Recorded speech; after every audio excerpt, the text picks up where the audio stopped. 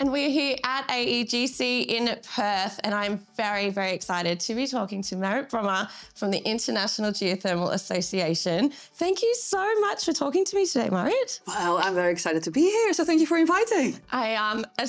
Before we even started, ever since we've been chatting to you, I was like, you are so cool. So I'm really, really excited to chat with you today. You were one of the major keynotes for today's sessions on transforming geothermal's role in transforming subsurface industries and carbon markets. Could we touch a bit on some of the key takeaways from your talk? Absolutely, and thank you for inviting me to speak about that.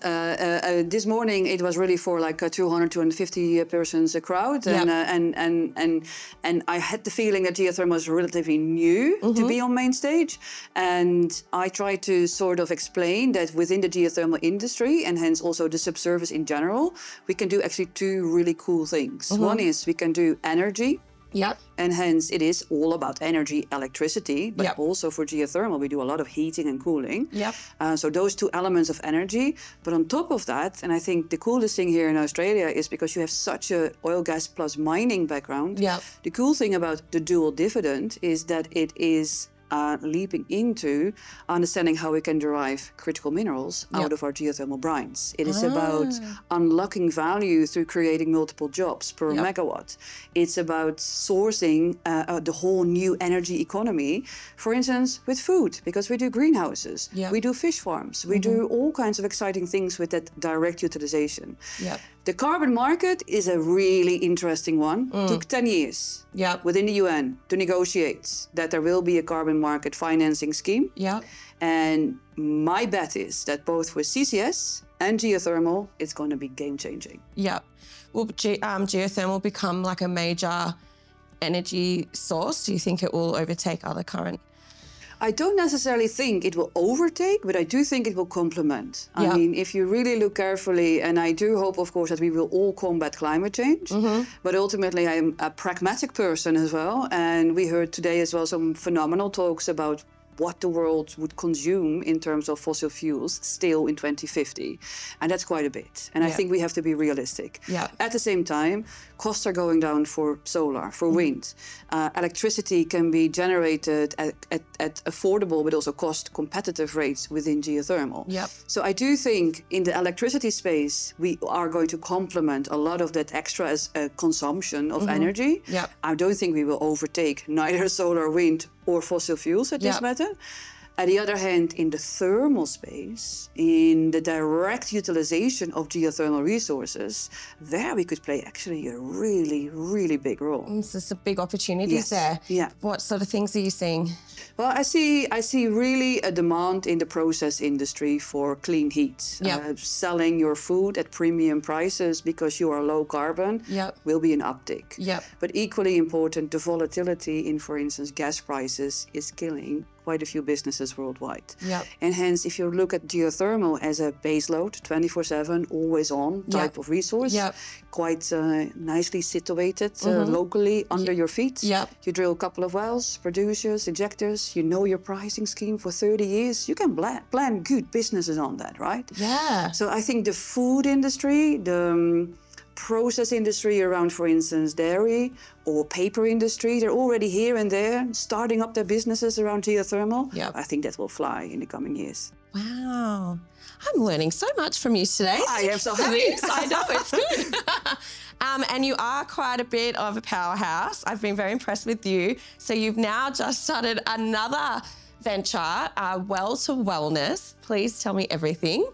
Well, this is of course also very personal, and because I still am going to advocate throughout the world tirelessly and relentlessly about the unique, let's say, benefits of geothermal energy, and that advocacy and communication towards, especially, high-level government officials, the ones who shape policies, the ones who prioritize new energy regimes. I would still like to advocate in that space because this is what I do already, for so long.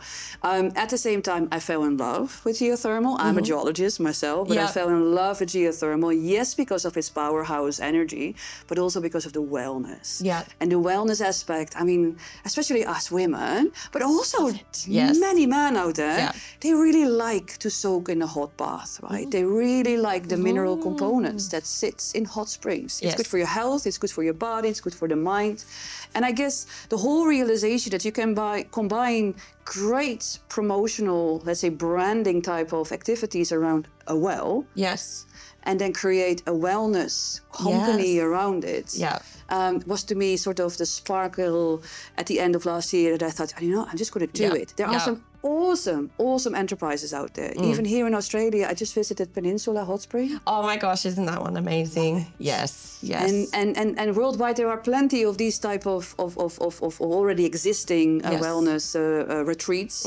But the whole idea with me and sort of the bigger picture is that we take also an educational tour around it. Yep. That it is about understanding that this is affordable heat. Yep. But there is also a magic element, and that it is earth heat. Yeah. It's not just a diesel generator trying to warm up a spa, right? Yeah. This is natural. This is history, and there is an educational element to it that I would really like to combine. Yeah. Is this what brought you into geoscience, like hot springs?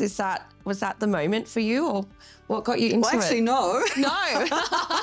You learned that later. I learned that later. I'm an oil person, right? I worked for 20 years in the oil industry. So actually, I fell sort of in the attractive space for geology when I was traveling quite a bit when I was younger. And I come from the Netherlands. I come from a flat country. And I was born below sea level. Yeah. -7, right? So for me, geology and the differences in landscape is sort of triggered a lot about that I wanted to know more about our planet. Yeah. And I guess at a certain moment in time, you're sort of drawn towards the oil and gas industry because of its vast opportunities. Yeah. So I spent about 15, 20 years in oil and gas and loved it. Yeah. But I also thought at a certain moment in time, it's time to move and it's time to use, let's say, communication in order to change certain steps along the way of positioning the subsurface also in our new energy economy. Yeah. And geothermal to me was, was like a game-changing moment also for myself to sort of realize what it can possibly do. Yeah. But within that geothermal trajectory, I fell in love with the hot spring. Yes, I love that. It makes sense, you know, because it's like you've really got to understand the earth to be able to help work on the solutions and changing energy and making sure that we're looking after the planet and ourselves. So this is really cool. It's a combination of both. It serves is. double purposes, right? Ourselves, our planet, and ultimately, I like this call to a bigger purpose. And at the same time, I also see the need to have these awesome projects on the ground where you can get people together and just relax and eat good food and learn all about minerals, etc. And I think that will be an awesome combination. Yes. And you are a bit of a foodie. I am. What's your favourites?